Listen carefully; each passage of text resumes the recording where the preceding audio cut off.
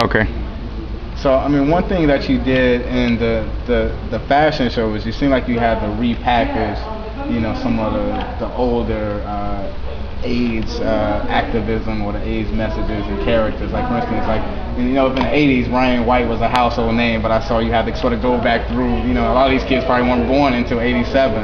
And so how was that process, I guess, of repackaging the message? I mean, do these kids remember Magic Johnson, his announcement?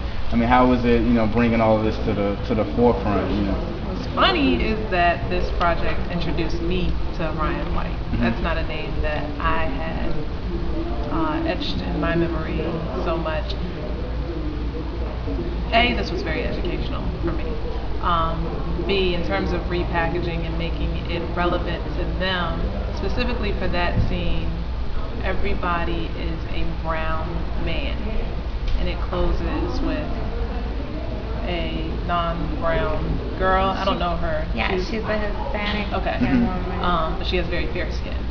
And the contrast was the fact that she was a woman as well as her skin color, and it was basically speaking to the time where everyone was assuming that the virus was really just being transmitted amongst people that look a certain way and act a certain way, and it closes dispelling that myth altogether, because obviously, as Ryan's White story told, was not true. Right. And Jaquel, you mentioned like some of the top issues, for AIDS advocates and researchers as well. You mentioned the number of individuals, I think it was 21% that are infected that don't know they have the disease. You also mentioned the growing number of women and the prevalence within the African American community. One thing you guys offered here was testing. What do you think are some of the biggest barriers to young people getting tested today? I think that in New York City, there are an enormous amount of resources for youth in terms of HIV testing. HIV testing can be easily accessed by a young person. It's a matter of them taking the initiative to want to know their status. There's this vulnerability that a lot of young people have where they think that the virus can somehow escape them because they're young, and this is not anything that necessarily happens to young people, but it does. Project KISS is a part of a clinic that provides medical services for youth who are HIV positive, who are living with the virus. And what we try to do is get the message out to them in ways in which they want to hear it, in ways that's aesthetically appealing to them, in ways that it's not going over their head, but it's something that they can relate to. I think that what we did tonight was tied in really nicely information about Ryan White. A lot of young kids don't know that Ryan White was kind of the person who opened up the doors to HIV funding. Because of him, the federal government decided to respond to HIV and AIDS when that response and that attention wasn't there before.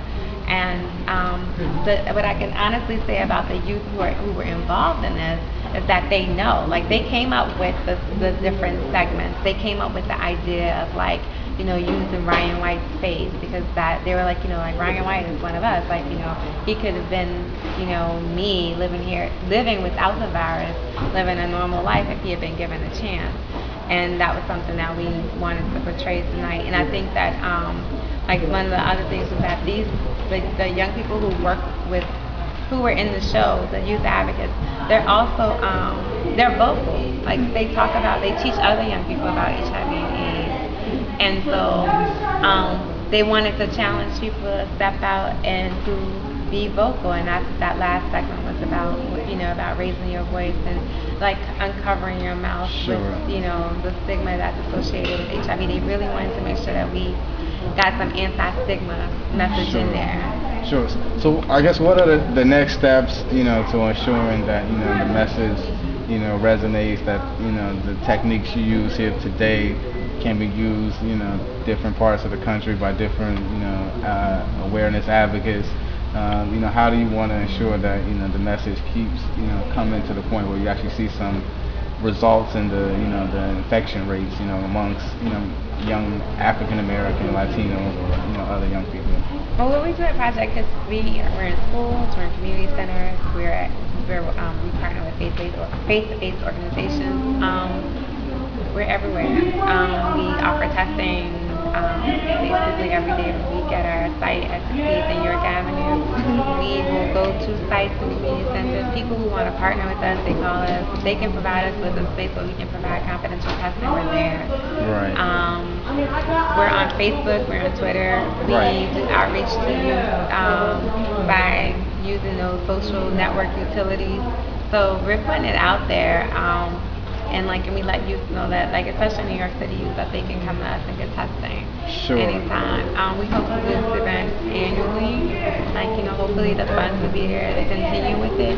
And we'll see where that takes us. Right. And give people the web address to KISS. Yeah, the KISS web address is KISS.org. And Pamela Shepard, www.PamelaShepard.com. Right. Well, thank you for joining us, Chris Windham, Human Nature. Check us out, and great event. Thank you. All right, that's cut. Thanks.